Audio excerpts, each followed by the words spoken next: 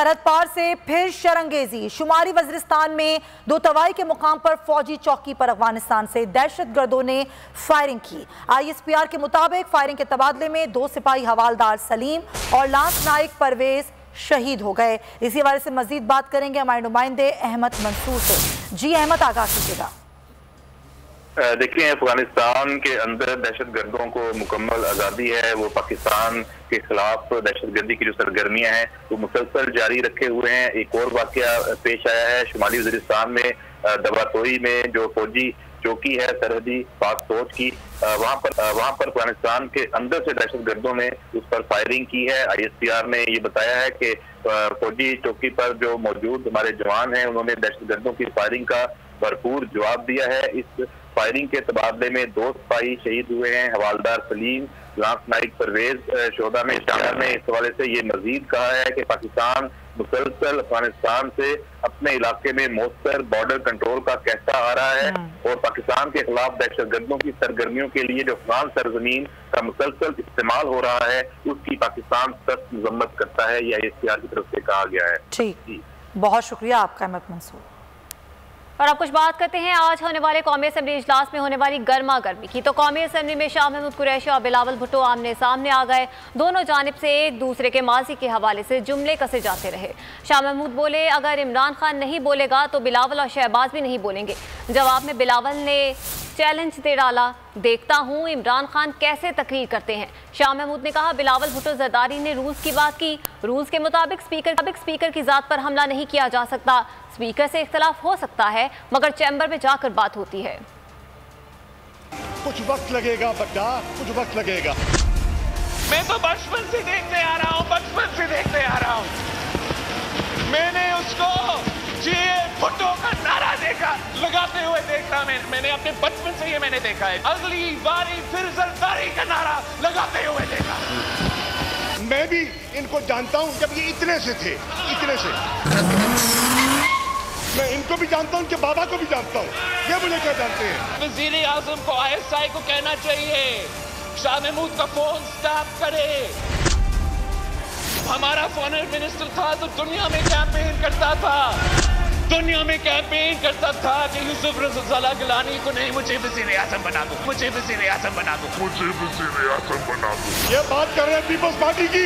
मैंने 2013 में 2018 में तुम्हारी जबान पे एक्सेप्ट करके आए। यहाँ तकरीर करने के बजाय उसको ये कोशिश करना चाहिए कि सदर बाइडेन का फोन कॉल तो बंदोबस्त करे वज़ीर आज़म साहब। आप लिखी हुई 2-4 पर्चियां पढ़ा देते हैं बच्चे को, आके बच्चा ऑटो पे ऑन हो जाता है, स्विच ऑन हो जाता है, स्विच ऑफ हो जाता है। ऑपोजिशन लीडर तकरीर नहीं कर सकता तो लीडर ऑफ द हाउस भी नहीं कर सकेगा। नून लीगी रहनुमा शाहिद खाकान अब्बासी ने वाजे कर दिया। कौमी असम्बली से खिताब में कहा कि ऐवान को चलने देना चाहते हैं, लेकिन अफसोस 3 साल से ऐवान पार्लिमानी रिवायात के मुताबिक नहीं चला। ख्वाजा आसिफ बोले, ऐवान में हंगामा होता है, किताबें चलती हैं तो कौम का सर शर्म से झुक जाता है। लीडर ऑफ द हाउस यहाँ तकरीर नहीं कर सकता, लीडर ऑफ द अपोजिशन नहीं कर सकता, तो शायद लीडर ऑफ द हाउस भी ना कर सके।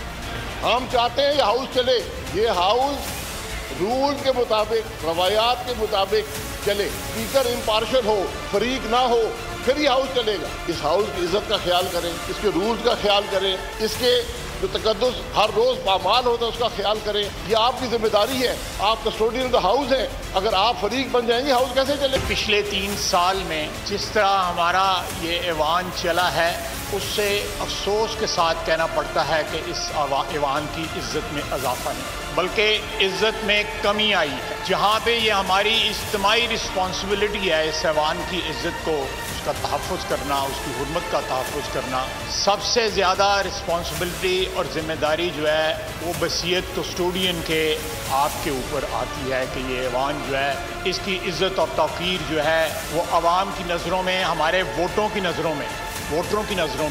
कौमी असम्बली इजलास में अपोजिशन ने स्पीकर को हदफ तनकीद बना लिया।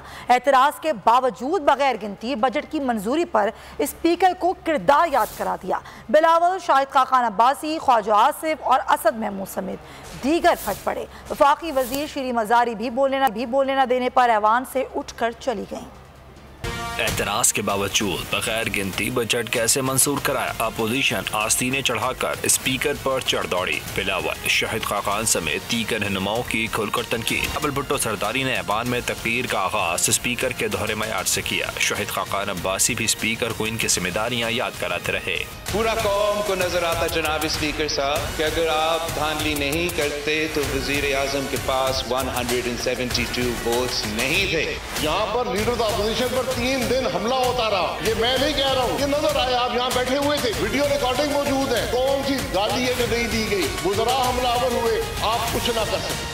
अपोजिशन के साथ हुकूमती रहनुमा भी स्पीकर के रवैये से नाला दिखाई दिए। ख्वाजा आसिफ की तकरीर के दौरान बात करने से रोकने पर शीरी मसारी ऐवान से बाहर चली गईं। सबसे ज्यादा रिस्पॉन्सिबिलिटी और जिम्मेदारी जो है वो वसीयत कस्टोडियन के आपके ऊपर आती है कि ये ऐवान जो है इसकी इज्जत और तौकीर जो है वो अवाम की नजरों में, हमारे वोटों की नजरों में पड़े।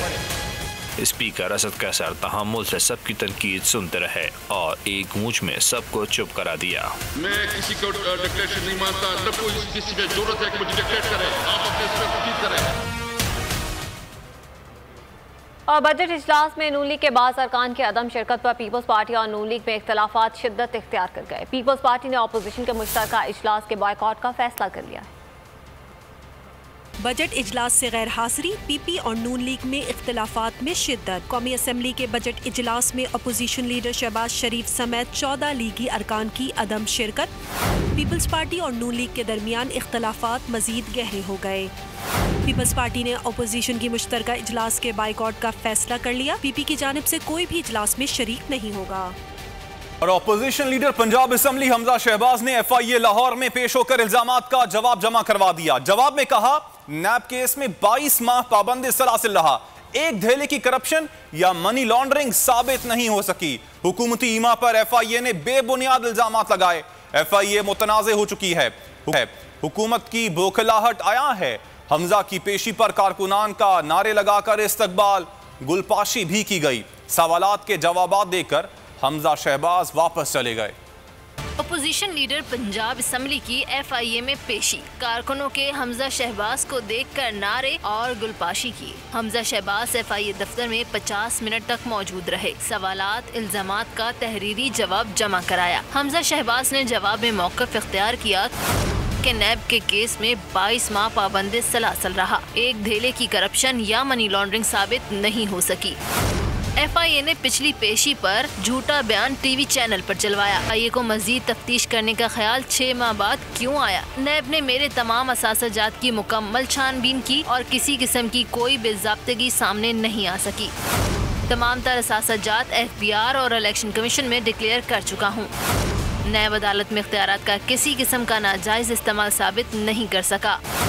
FIA की तरफ से बनाए गए केस से हुकूमत की बौखलाहट साफ जाहिर होती है। FIA की तफ्तीश सियासी नौयत की तफ्तीश है। हुकूमती इमा पर झूठे और बेबुनियाद इल्जामात लगाकर FIA मुतनाज़ा हो चुकी है। तमाम सवालात के जवाब देने के बाद मजीद तफ्तीश की गुंजाइश नहीं रही। हुकूमत और अपोजिशन के लिए नैब ने अलग अलग कवायद बना रखे हैं। एजाज जाकरानी साहब सिंध हुकूमत के मुशीर हैं। छापे मारकर हिरासा करना मुनासिब नहीं, काम महज़िब तरीके से भी हो सकता है। कानून के मुताबिक तहकीकात की जाएं। चेयरमैन नैब इन मामलात को देखें। वज़ीर आला सिंध मुराद अली शाह की इस्लामाबाद में मीडिया से गुफ्तगू, कहा सिंध असम्बली में हिज़्ब इख्तिलाफ का रवैया नामुनासिब था। ऐसी बातें पार्लियामेंटेरियंस को ज़ेब नहीं देती। मतलब कहीं पे अचानक छापा मारा जाता है, कहीं पे कहा जाता है 10 दिन का टाइम दें, बताएं कि क्या करना है। एजाज जाकरानी साहब एडवाइज़र हैं और फॉर्मर MNA रह चुके हैं, फॉर्मर फेडरल मिनिस्टर रह चुके हैं। मेरा ये ख्याल है कि एक महज़ब तरीके से भी ये काम हो सकता है और होगा तो एजाज जाकरानी साहब जो भी लीगल रिकॉर्ड्स होगा अपना, जो भी उनको अपॉर्चुनिटी वो इस्तेमाल करेंगे। सिंध असेंबली में 15 जून को बजट पेश किया था। मेरे पास फाइनेंस का जो अपोजिशन थी उन्होंने बहुत शोर शराबा डाला। हमने खुद अप्रोच किया अपोजिशन को, स्पीकर साहब को अप्रोच किया कि जी हम चाहते हैं हर एक आदमी अपनी तकारीर करे और हुकूमत को भी मौका मिले कि वो जवाब दे। उनका तरीक़ाकार ये था कि अपोजिशन तो अपनी तकारीर कर रही थी, हुकूमत की तरफ से या ट्रेजरी बेंचेस की तरफ से कोई खड़ा होता था तो उसको तकरीर करने नहीं देते थे। एक कट मोशन उन्होंने नहीं डाला बजट में, कोई अपोजिशन नहीं हुई, कोई कट मोशन नहीं था, डिमांड्स पास हो गई। उसके बाद उन्होंने फिर एक हंगामा डाला जो परसों किया था असेंबली के अंदर मंडे के दिन, बहुत ही नामुनासिब था। और स्पीकर साहब को पूरा हक था, उन्होंने उसके ऊपर एक्शन लिया।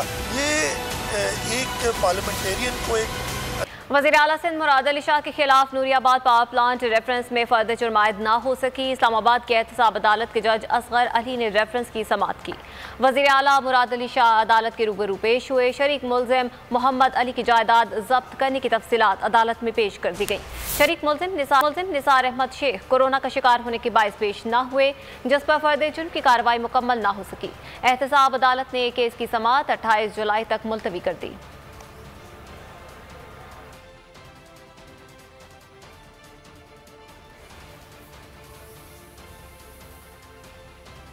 और नाजरीन, लाहौर हाई कोर्ट ने दवा केटामाइन रखने का मुकदमा खारिज कर दिया। शहरी को फौरी तौर पर जेल से रिहा करने का हुक्म दे दिया।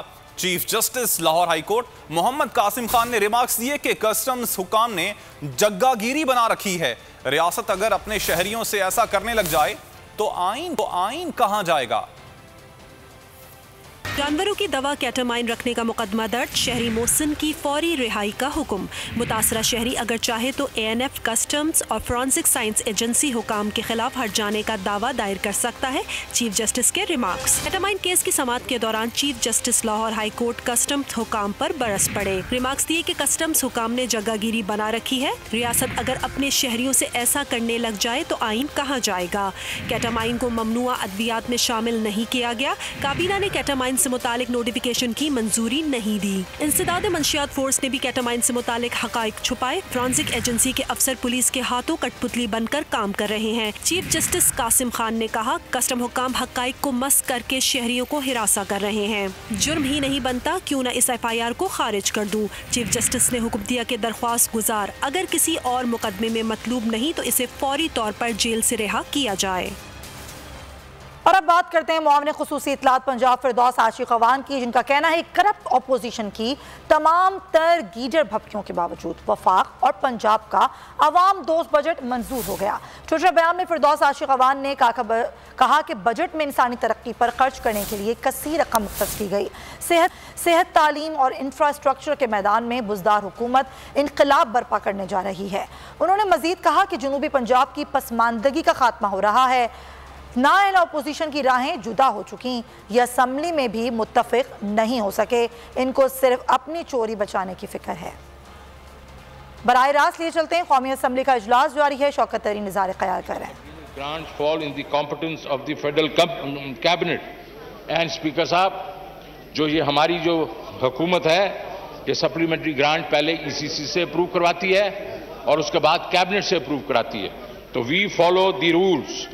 अब देखा जाए अगर तो मैं ऑनरेबल ऑपोजिशन मेंबर्स के सामने ज़रा कुछ फिगर्स पेश कर रहा हूं और ये है कि ये सप्लीमेंट्री ग्रांट जो हैं ये PTI की गवर्नमेंट ने नहीं शुरू की। ये मैं सिर्फ चंद सालों का बात कर लूंगा। 2012-13 में ये 1.4 ट्रिलियन रुपीस की थी। 1.4 ट्रिलियन रुपीस की थी। उसके बाद आगे चलिए, ये एक मेरे ख्याल में ये तो खैर कोई इन्होंने लोन्स की पेमेंट कर दी। 2013-14 में 5.67 ट्रिलियन, हम तो कुछ बिलियन से यहां बात करें तो ये तो ट्रिलियंस में है। चलें जी आगे चलें। 2017-18 में they were close to 600 billion. So ये अगर कह रहे हैं हमें कि बहुत गलत काम हो रहा है, आप क्या कर रहे हैं, कॉन्स्टिट्यूशन को वायलेट कर रहे हैं, तो ये ट्रिलियन में क्या कहां हो रहा था काम? क्या उस वक्त ये कॉन्स्टिट्यूशन नहीं था? ये 1973 का कॉन्स्टिट्यूशन नहीं था? मेरे ख्याल में इस चीज को इस तरह देखा जाए और मैं इसको पॉजिटिवली कहना चाहूंगा कि ये रिवायत जो है इसको हमें खत्म करना चाहिए आहिस्ता आहिस्ता। हमें अपनी जो फाइनेंशियल जो है प्लानिंग और उसकी जो उसके बाद इम्प्लीमेंटेशन है उसको बेहतर करना चाहिए। मैं इस पर एग्री करता हूं और इंशाल्लाह आप देखेंगे हम कोशिश करेंगे इसमें। लेकिन ये होता है और ये सब हुकूमतें ने किया है, हमें चाहिए इसमें एक किस्म से वो इम्प्रूवमेंट लेके आए। अब जनाब मैं चाहूँगा कि ये तो हमने कह दिया, अब मैं चंद चीज़ों के ऊपर मैं तवज्जो दिलवाऊंगा। पहले तो बात यह है कि जी मेरे ख्याल में बड़ी बड़ी तकरीरें इन्होंने की। अगर ये किताब अगर किसी ने पढ़ ली होती और वहाँ इस वक्त कौमी असेंबली का इजलास जारी है और इस वक्त शौकत तरीन इज़हार ख्याल कर रहे हैं।